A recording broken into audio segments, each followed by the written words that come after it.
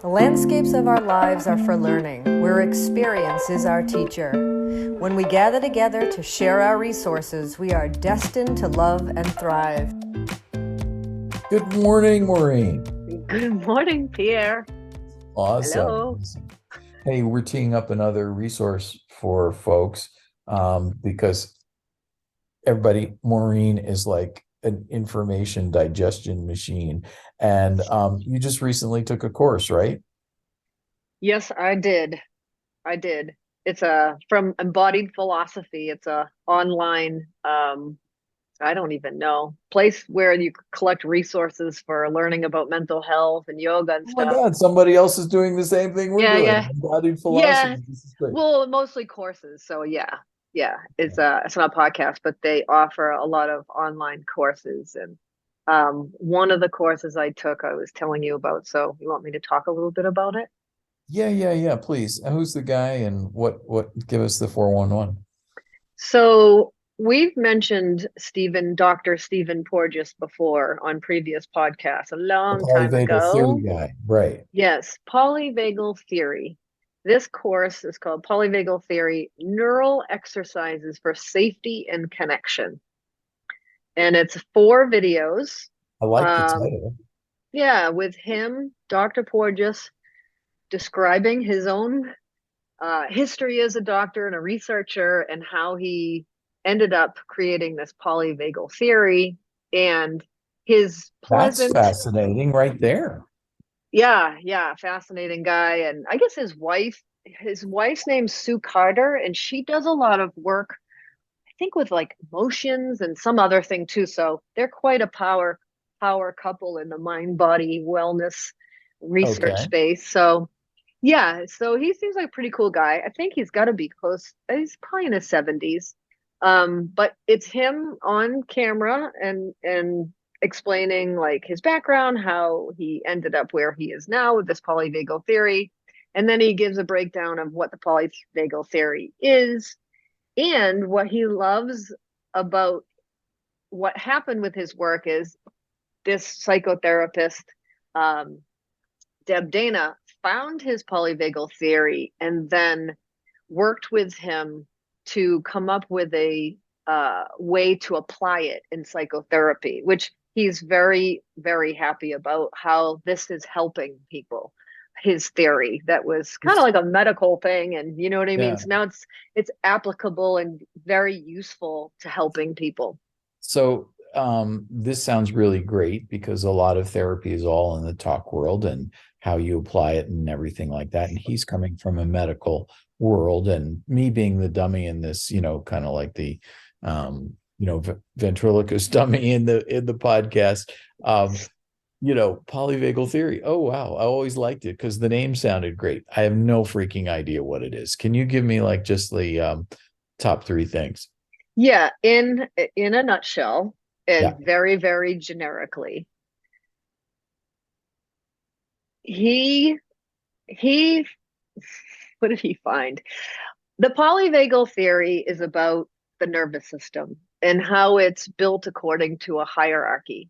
Your brain and body is your nervous system. So the brain and the spinal cord is the nervous system.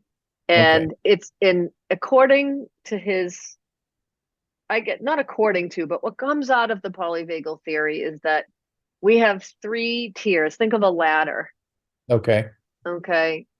On the highest level of the ladder of our autonomic, subconscious, non-cognitive nervous system functioning, this is below thinking, is we have a social engagement system. And that's the ventral vagal. That's the ventral vagal part of the vagus nerve, which is a gigantic 10th cranial nerve, runs throughout from our brainstem, the oldest part of our brainstem, all the way down. It connects to the heart, to your lungs, to your diaphragm, your guts, all your organs. So it's vagabond nerve. It goes a lot of places. There's another part that is the ventral part, which is ventral means front.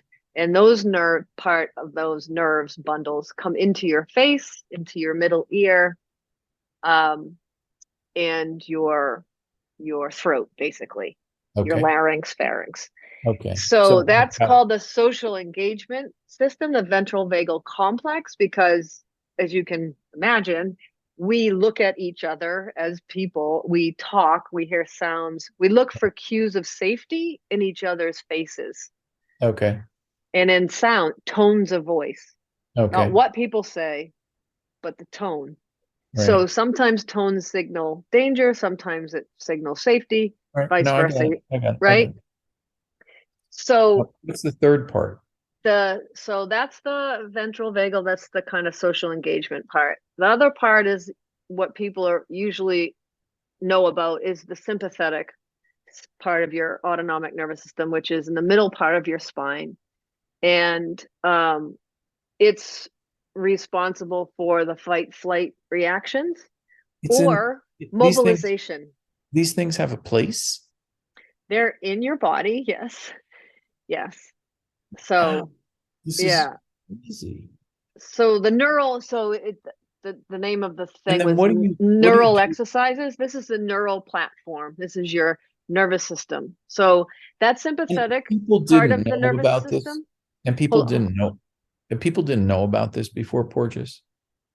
Yeah, they knew that there were these parts of the nervous system, but I'll tell you what he did that was unique. What's his unique piece? Well, let's just say we had the top tier, we've got the second tier, which is the sympathetic part. That's mobilization. When you go and you play and you run around, you connect and you're Okay. vibrant in the world, or when there's danger, you run or you fight. Right. Okay. Then the lowest part of our nervous system, which is the oldest part, is called the dorsal vagal part. Okay. And that is where, on the one hand, we can shut down and freeze when we're in absolute danger, dissociation, depression, down, down, down, low. Your body will shut off if it's in that much threat. It thinks it's going to die, right? It goes into that very low dorsal vagal state. On the other part of the immobilized state is also the calm place that we're intimate with people, where we're relaxed. It's that parasympathetic, calm, rest, digest part. Okay. So you can see these three tiers of the nervous system. The vagus nerve has its part in the whole thing. Right. What Porges's theory really showed, what he came up with this term that's called neuroception, is that your nervous system, you're always in these physiological states, whether you're in ventral vagal, you're in sympathetic, you're in dorsal. Got it. So we're moved between these physiological states. Now, unbeknownst to ourselves most of the time. But now the beauty is that, okay, we know this is happening. We can participate and we can understand our different states, and we can consciously try to move ourselves. If we're in that low dorsal vagal, we can mobilize ourselves, bring ourselves back into a more mobilized state, safe state, and then engage with other people. Right. And then all of this comes from biology and physiology and something about reptiles and mammals. Yes. So he showed how when our nervous systems developed through evolution, right? Think we're just like a brain and a spine. And we had that reptilian brain that was just sympathetic nervous system, just fight flight, okay? And just that dorsal state. There wasn't the ventral vagal. Our nervous systems through evolution, phylogenetically, we basically went from reptiles to become mammals. Mammals have that social engagement system, and this is what he found. So that's why that parasympathetic nerve grew to make us more social. Right. So this is why Jurassic Park is so scary, because reptiles just had a fight or flight response function built in, and they don't make facial expressions to be friends with people, and they tear up those people, and they've got those little claws and everything. exactly. They're either running around or fighting, right? Like Mm. being aggressive. So those lower parts of the brain, those are the oldest parts, right? They control digestion, temperature, all that kind of stuff. Mm. But as we become more human and more mammal, right, we get that ventral vagal part of our nervous system that Right, grew into existence.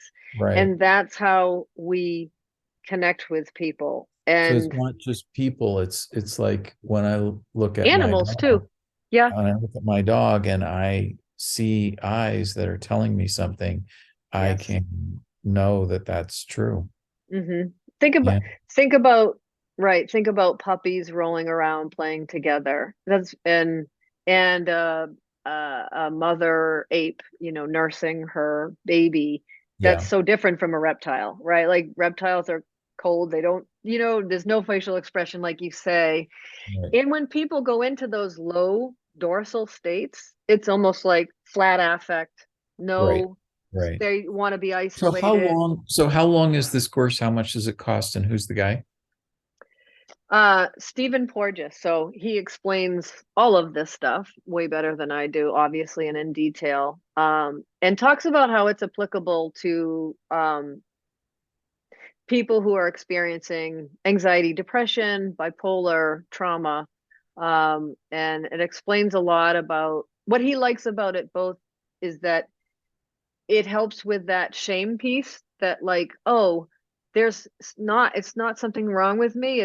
This is how my nervous system functions and this is Right, how it's been tuned. So, and I can kind of participate with it and get more right. personal agency over it. So he's out to save the world, he says in the videos. Oh, He and well, his that's wife and cool. Deb Dana. Yeah. That's So cool. And then, 47 bucks, dude. $47 for 4 2-hour videos. It's like the best course ever. all right. And you Yeah, listen to it while you're walking your dog. I did. Yeah. But he does do a slideshow and stuff, and you should probably look at the pictures. But Okay. All right. Well, thanks. That's really great. Now I actually can understand a little bit about polyvagal theory instead of just geek out on what a cool sounding name it is. And um, you know, great. Thank you. Appreciate this resource. yeah, Um, why should wait, people watch it? what? Why should people buy it for $47, do you think? Well, what I heard, Because people are going to be like, oh, yeah, polyvagal well, theory. Why do I care? what I heard and what I didn't want to hear. What I didn't want to hear was for people who have trauma and all the rest of this stuff. What I heard for me, apart from that, is that here's a guy who started out in the medical field. I guess I don't even know, but he Yeah. learned something about physiology and its evolution from, you know, across the phylogenetic, Phylogenetic. Yeah. right, development of creatures and kind of piece together how it's working in humans, all of it being below the thinking conscious brain. And so by understanding, it's like it's like it's like your car. You can get in and drive it and get driving lessons, but unless you geek out on tires and oil and transmission and stuff like that, you're not going to know how to fix it or really what you're dealing with. So I always love to know the inner workings, the how, like what am I dealing with here? And and apparently there are these three tiers of nerves that control different things. And even though we don't maybe have a conscious uh ability, we can now think about it and understand what's going on and hack it, for lack of a better word, towards health. So there it is. Yeah. Well, I think it's useful for people for those reasons. Like what you said, it's most people think that they can solve their problems and figure out what's going on with their bodies by thinking about it and by thinking and doing everything cognitively to talk about it, to talk to somebody else, to read about it, to solve the issue Right, by thinking right. about it. Yep. This I think is the crucial piece for everybody, not just people who have trauma or whatever. Most people experience anxiety. Most of us do at some point or another. It's to understand that a lot of your functioning and what's going on with you isn't in your cognitive brain. It's in your nervous system. And if Love you that. can Love that. understand more about that, then yes, you won't be surprised by how you're behaving or how you're feeling or disturbed by it even. You know, people feel bad about feeling bad. They get depressed and they go, I feel bad that I feel depressed. Like, this is a bad thing. And so it's like, rather than that, it's like, oh no, this is just what's happening to you right now. And here's, you know, how to think about it, that it's a human thing. yeah, that it's a human thing. And here's a way to help yourself resolve it and take care of yourself and move through these different physiological states.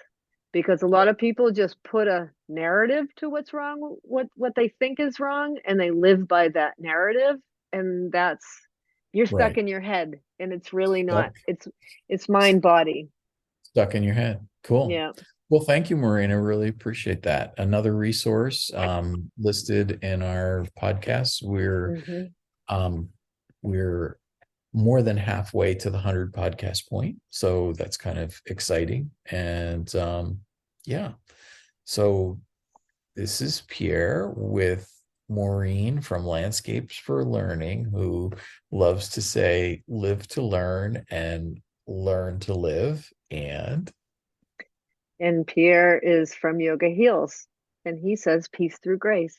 Peace through grace.